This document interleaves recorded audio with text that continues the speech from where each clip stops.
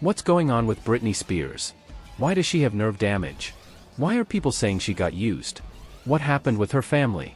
What's her conservation case? Answer: the source of Britney's nerve damage is unknown, but it has been proven that emotional trauma, even stuff you'd classify more as hurt feelings, can cause nervous issues, and this is the origin of a lot of chronic pain disorders. As this is the first time in her life she's had any personal agency, she doesn't know who to trust, plus she suffered a lot in the last few years, and on that subject. She was under a conservatorship, a legal ruling that essentially strips you of your human rights, and assigns them to a caretaker that is allowed to make decisions for you, due to a public mental breakdown in the 2000s. In her case, it's her father. This is meant to be used for people with mental disorders or brain damage that would be literally incapable of functioning if they had the right to sign contracts and stuff. Despite that, it is widely criticized by victims' rights activists.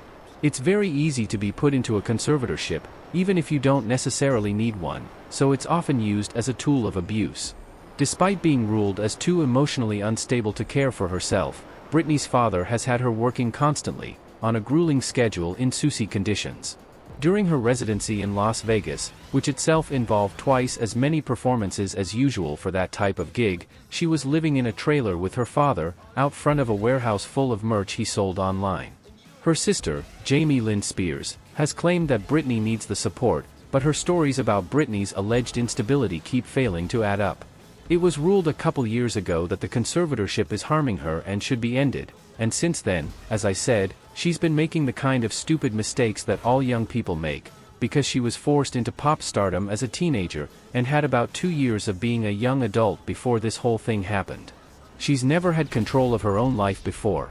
These mistakes being public and embarrassing have led some to demand that she be put under the conservatorship again, since she was less cringy when she was being abused.